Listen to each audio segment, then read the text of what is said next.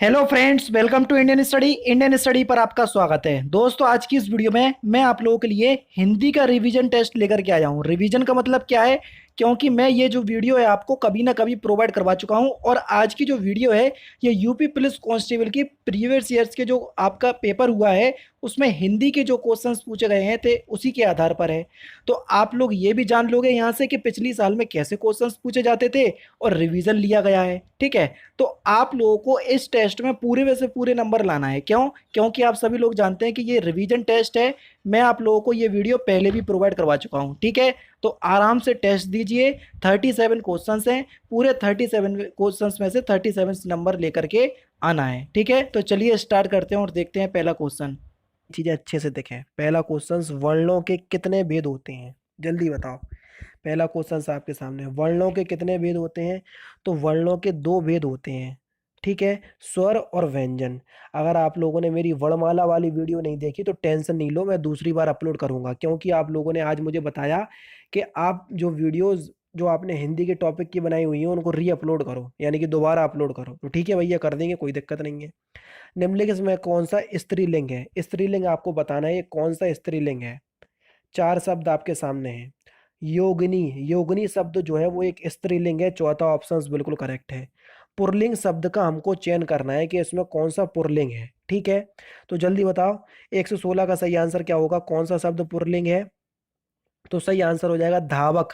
धावक जो है वो एक पुरलिंग शब्द है, यानी कि इस क्वेश्चन का चौथा ऑप्शन बिल्कुल करेक्ट है। शिक्षक का हमको बहुवचन बताना है कि शिक्षक का बहुवचन क्या होगा। बढ़िया क्वेश्चन है ये, क्वेश्चन लगभग बच्चे गलत करेंगे। तो शिक्षक का बहुवचन पता क्या होगा? शिक्षक गण, यानी कि चौथा ऑप्शन बिल्कुल करेक्ट। शिक्षक का बहुवचन होगा शिक्षक गण, यानी कि चौथा ऑप्शन बिल्कुल करेक्ट। नेक्स्ट क्वेश्चन से आपका कि माँ ने बाजार से कपड़ा खरीदा, रेखांकित भाग का कारक बताइए। इसमें हमको कारक छांटना है। तो देखो, मैंने कारक की वीडियो हालांकि प्रोवाइड नहीं करवाई, अगर आप लोग बोलोगे तो मैं कारक की वीडियो प्रोवाइड करवा दूंगा। यहाँ पर कपड़ा, ये रेखांकित शब्द है, इसमें कारक बताना है। कपड़ा जो है वो जो से जो है वो कपड़े के लिए यूज हो रहा है। माँ ने बाजार से कपड़ा खरीदा। अच्छा, जब माँ ने बाजार से कपड़ा खरीदा तो माँ के पास वो कपड़ा आया होगा, यानी कि जो सारा से कारक चिन्ह यूज हो रहा है वो क्या हो रहा है? जुड़ने के लिए। और जब भी से कारक चिन्ह जो है वो जुड़ने के लिए यूज होता है तो वहां पर कर्ण कारक होता है। कर्ता ने कर्ण से, समझ रहे हैं? कर्ता ने कर्म को कर्ण से, इस प्रकार से तो से कारक चिन्ह। अगर आप लोगों को कारक नहीं आते टेंशन नहीं लेना, कमेंट बॉक्स में बताना। सारे कारक ऐसे क्लियर कर दूंगा कि बिल्कुल आंख बंद करके आप बताओगे कि हाँ, इस क्वेश्चन का आंसर ये होगा। यह मेरी पतंग है, रेखांकित भाग का भेद बताइए। यह मेरी पतंग है, देखो हमने आपसे बोल दी कि यह मेरी साइकिल है, यानी कि इस बात को हम बिल्कुल निश्चित है कि ये हमारी ही है। तो जब निश्चय है तो निश्चयवाचक सर्वनाम, यानी कि पहला ऑप्शन बिल्कुल करेक्ट।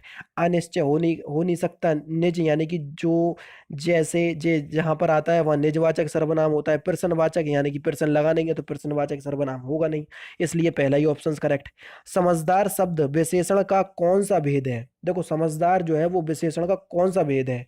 तो देखो, समझदार ना तो संख्यावाचक है ना परिमाणवाचक है, सार्वनामिक तो हो ही नहीं सकता। समझदार जो है वो किसी की एबिलिटी होती है। आप कहते हो कि आप बहुत समझदार हैं, यानी कि ये आपकी एबिलिटी है, आपका गुण है। तो आपका कौन सा गुणवाचक विशेषण? बहुत अच्छे तरीके से समझा रहा हूँ बच्चों, इसलिए समझा रहा हूँ कि अगर आपको वीडियो अच्छी लगे ना तो वीडियो को शेयर कर देना। बहुत मेहनत करके ये वीडियो बनाई जा रही है, इस बात को ध्यान रखना। मैं इतना कुछ एनालिस कर रहा हूँ जेल वार्डर के लिए कि एग्जामिनर किस हिसाब से एग्जाम को डिजाइन करेगा, बहुत सारी चीजें देख रहा हूँ, बहुत मेहनत लग रही।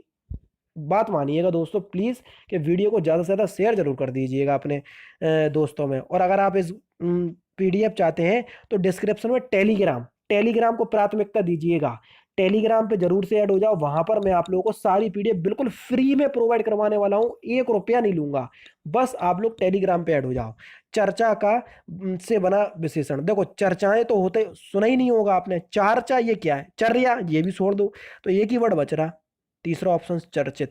यानी कि कोई क्वेश्चंस अगर आपको नहीं आए तो आप देखो क्या जो अदर तीन ऑप्शन है आप उन्हें एलिमिनेट कर सकते हैं। अगर आप एलिमिनेट कर रहे हैं तो इसका मतलब जो बचेगा वो हमारा आंसर है। तो ये भी एक क्वेश्चंस के आंसर देने की कला होती है, समझ रहे हैं? धातु किसे कहते हैं? धातु किसे कहते हैं? तो क्रिया के मूल रूप को हम धातु कहते हैं, यानी कि पहला ऑप्शन बिल्कुल करेक्ट हो दोस्तों। कौन सा? पहला ऑप्शन बिल्कुल करेक्ट। चलिए नेक्स्ट क्वेश्चन की तरफ चलते हैं। भूतकाल के कितने भेद होते हैं, जल्दी बताइए। क्वेश्चन नंबर 123, भूतकाल के कितने भेद होते हैं? तो भूतकाल के 6 भेद होते हैं, यानी कि दूसरा ऑप्शन आपका बिल्कुल करेक्ट हो जाएगा। इंपॉर्टेंट क्वेश्चन है। तद्भव शब्द जो है वो किससे बने होते हैं? बढ़िया क्वेश्चन है, जल्दी बताओ। जब मैंने तत्सम तत्सम की वीडियो प्रोवाइड करवाई थी, तद्भव तत्सम की, वहां पर मैंने आपको भली भांति बताया था कि तद्भव शब्द जो है वो एक्चुअल में होते तो हिंदी वाले शब्द हैं, लेकिन ये संस्कृत शब्दों में कुछ बदलाव करके बने होते हैं। यानी कि चौथा ऑप्शन बिल्कुल करेक्ट हो जाएगा। कई बच्चे इसमें पहला ऑप्शन लगाएंगे, मुझे अच्छे से पता, लेकिन एक्चुअल में जो सही आंसर होगा वो होगा डी। संस्कृत शब्दों में कुछ बदलाव करके जो शब्द बनते हैं उनको कहते हैं तद्भव शब्द। Next questions. और जो शब्द संस्कृत शब्दों के जैसे के तैसे लिखे जाते हैं उनको बोलते हैं तत्सम शब्द। तो दोनों की व्याख्या मैंने आपको बता दी, जिससे आपको पता चल जाए कि तत्सम तद्भव में अंतर क्या होता। तद्भव तत्सम शब्द पहचानिए। देखो, कान जो है वो एक तद्भव है, बंदर एक जो है वो तद्भव है, मोर जो है वो एक तद्भव है, निद्रा नींद का तत्सम शब्द है ये। यानी कि पहला ऑप्शन आपका बिल्कुल करेक्ट हो जाएगा। Next question. पर्यायवाची का एक समूह दिया है, उस समूह को हमको पहचानना है, जिसमें जो समूह है, जो गलत पर्यायवाची दिया है उस समूह में। देखो, पाठशाला विद्यालय स्कूल ये बिल्कुल ठीक है, नारी महिला औरत बिल्कुल ठीक है, आग अग्नि अनल बिल्कुल ठीक है, पहाड़ पर्वत पुस्तक। अब बताओ पुस्तक इसमें डाल दिया तो पुस्तक तो अलग ही पर्यायवाची हो गया, यानी कि तीसरा ऑप्शन आपका बिल्कुल करेक्ट होगा। इसमें आपको मतलब देखने की भी जरूरत नहीं थी, थोड़ा सा दिमाग लगाते अपने आप ही इस क्वेश्चन का आंसर देते। विलोम शब्द आपको बताना है। आदान प्रदान, पहला ही ऑप्शन बिल्कुल मिल गया, विलोम शब्द आपका पहला ही ऑप्शन आपका बिल्कुल करेक्ट हो जाएगा। आदान का विलोम शब्द हो जाएगा प्रदान। Next question. और शब्द जो है उसके अनेकार्थी शब्द समूह का चयन कीजिए। और शब्द का अगर हम देखा जाए तो पर्यायवाची कौन कौन से हो सकते हैं वो हमसे पूछा गया है। अनेकार्थी का मतलब वही होता है। देखो, अन्न तो होगा लेकिन उसका नहीं होगा, यानी कि पहला ऑप्शन तो आपका बिल्कुल करेक्ट हो जाएगा, गलत हो जाएगा।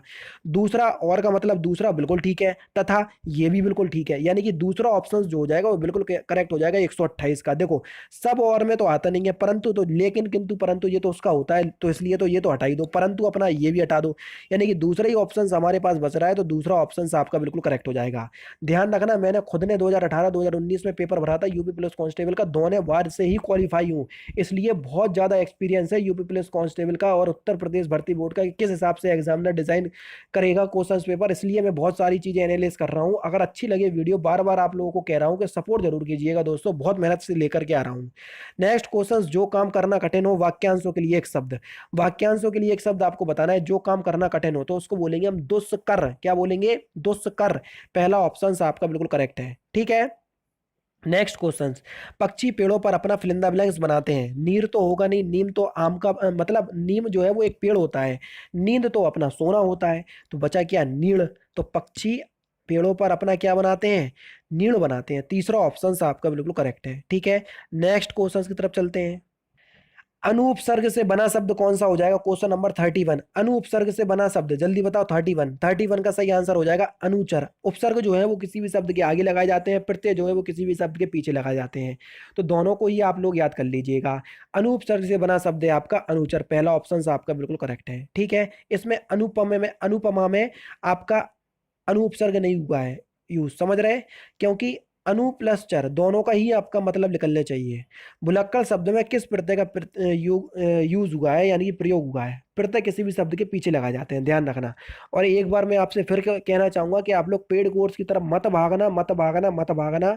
बहुत सारी चीजें लेकर के आने वाला हूँ, सब्र करो। आप लोगों के अंदर से खुद से फीलिंग आएगी कि हाँ अब आपका मजा आ रहा है पढ़ने में, ठीक है। तो पेड कोर्स की तरफ पैसे बर्बाद मत करना। भुलक्कड़ शब्द में किस प्रत्यय का यूज हुआ है? तो अक्कड़ प्रत्यय का यूज हुआ है, तीसरा ऑप्शन आपका बिल्कुल करेक्ट है। गीतांजलि शब्द का संधि विच्छेद बताइए। तो गीतांजलि शब्द का सही संधि विच्छेद क्या हो जाएगा? गीत प्लस अंजलि, यानी कि चौथा ऑप्शन आपका बिल्कुल करेक्ट हो जाएगा। Next question. सभी मिलकर स्कूल जाते हैं, वाक्य का शुद्ध रूप बताइए। तो देखो, सभी मिलकर स्कूल जाते हैं, सभी साथ स्कूल जाते हैं, समझ रहे? तो जब साथ में आएंगे तभी तो वो मिलेंगे, तो मिलकर जो शब्द यूज हुआ है वो एक्चुअल में है ही गलत, और तीनों ही ऑप्शंस में जो दिया है वो भी गलत है, चौथा ही ऑप्शन करेक्ट है। सभी साथ स्कूल जाते हैं, चौथा ऑप्शन बिल्कुल करेक्ट है। रसोई में कौन सा समास हो जाएगा? रसोई का घर, यानी कि जहाँ खाना पकाया जाता है उसको बोलते हैं रसोई घर, समझ रहे? रसोई का घर, रसोई घर, और का कारक चिन्ह हो रहा, और जहां पर तत्पुरुष जहां पर कारक चिन्ह आ जाए वहां पर आपका तत्पुरुष समास होता है। मैंने समास की वीडियो भी प्रोवाइड करवाई, तो आप लोग जरूर से बताइएगा दोस्तों। मेरा आप लोगों से क्वेश्चन है कि जो टॉपिक वाइज वीडियो, जैसे समास हो गया, छंद हो गया, कारक हो गया, अलंकार हो गए, इनकी जो वीडियोस हैं आप लोग दोबारा चाहते हैं या जो वीडियो मैंने पहले से ही प्रोवाइड करवाई हुई है उनको देख लोगे। अगर आप लोग री अपलोड चाहते हो तो मुझे बता दीजिएगा कमेंट बॉक्स में, तो मैं दोबारा री अपलोड कर दूंगा। मुझे कोई कहीं भी दिक्कत होने नहीं होने वाली, ठीक है। तो कमेंट बॉक्स में जरूर बताइएगा। नेक्स्ट क्वेश्चन, मैं खाता हूं कर्मवाची रूप होगा। इसका कर्मवाची रूप आपको बताना है, मैं खाता हूं 136 का। तो इसका सही आंसर हो जाएगा मुझसे खाया जाता है। पहला ऑप्शन आपका, चौथा ऑप्शन बिल्कुल करेक्ट हो जाएगा। ठीक है। देखो ये तो इसमें तो काली चेंज हो गया तो यहाँ पर आएगा नहीं। मेरे से खाया ये भी गलत है, मेरे से नहीं खाया ये तो नेगेटिव में चला गया, ये तो गलत ही हो जाएगा। चौथा ही ऑप्शन बिल्कुल करेक्ट है। मैं रोज पढ़ता हूँ, वाक्य में क्रिया विशेषण का प्रयोग कौन सा भेद है, जल्दी बताइए। क्रिया विशेषण का कौन सा भेद है, मैं रोज पढ़ता हूँ। तो देखो रोज डेली की बात हो रही है और यहाँ पर क्या आ रहा है, कालवाचक क्रिया विशेषण। तीसरा ऑप्शन बिल्कुल करेक्ट। नेक्स्ट क्वेश्चन, योजक चिन्ह। योजक चिन्ह आपको बताना है, इसकी भी मैंने वीडियो प्रोवाइड करवाई हुई है। जो आपके चिन्ह होते हैं जितने भी हिंदी वर्णमाला में यूज होते हैं उसकी भी वीडियो प्रोवाइड करवाई हुई है मैंने। फिर भी आप लोग परेशान नहीं होएगा, अगर आप री अपलोड चाहोगे तो री अपलोड हो जाएगी। तो योजक चिन्ह ये जो है वो आपका एक योजन चिन्ह है। जैसे मैंने लिख दिया माता और डैश लगा देते हैं यहाँ पर, यहाँ हो जाता है आपका पिता। इसका मतलब क्या है, माता और पिता, यानी कि ये जो जोड़ने वाला चिन्ह है योजक चिन्ह, इसको क्या बोलते हैं, योजक चिन्ह। तो यहाँ पर ये जो चिन्ह यूज हो रहा है उसको योजक चिन्ह बोलते हैं, समझ रहे हैं। और यहाँ पर जहां पर भी ये चिन्ह लग जाता है वहां द्वंद्व समास भी होता है, ये भी आप ध्यान रख लो, समझ रहे हैं। तो आपका सही आंसर हो जाएगा तीसरा ऑप्शन बिल्कुल करेक्ट। नेक्स्ट क्वेश्चन की तरफ चलते हैं। घी के दिए जलाना मुहावरे का सही अर्थ क्या है, जल्दी बता दो। क्वेश्चन नंबर 139, घी के दिए जलाना सही आंसर हो जाएगा खुशी मनाना। दूसरा ऑप्शन बिल्कुल करेक्ट है। कौन सा, दूसरा ऑप्शन बिल्कुल करेक्ट है। आप लोग इसमें ज्यादा कंफ्यूज हो रहे होंगे, प्रसन्न होना ये गलत है, इस बात को ध्यान रखना। लोकोक्ति का अर्थ बताइए, लोकोक्ति का अर्थ क्या होता है। बेसिकली देखा जाए तो लोकोक्ति का हमको अर्थ विग्रह करना है, तो लोकोक्ति का सही अर्थ हो जाएगा लोक की उत्ति, उक्ति, यानी कि पहला ऑप्शन आपका बिल्कुल करेक्ट हो जाएगा दोस्तों। नेक्स्ट क्वेश्चन आपके सामने, चमक उठी सन 57 में जो तलवार पुरानी थी, कौन सा रस है, जल्दी बताओ। तो सही आंसर हो जाएगा वीर रस, क्योंकि इसका स्थायी भाव होता है उत्साह, और ये पंक्ति पढ़ के आपको उत्साह सा आ रहा होगा, तो यहाँ पर हो जाएगा वीर रस, समझ रहे हैं। नेक्स्ट क्वेश्चन, चौपाई के प्रत्येक चरण में कितनी मात्राएं होती हैं। चौपाई के प्रत्येक चरण में 16 मात्राएं होती हैं, कितनी, 16। चौथा ऑप्शन बिल्कुल करेक्ट।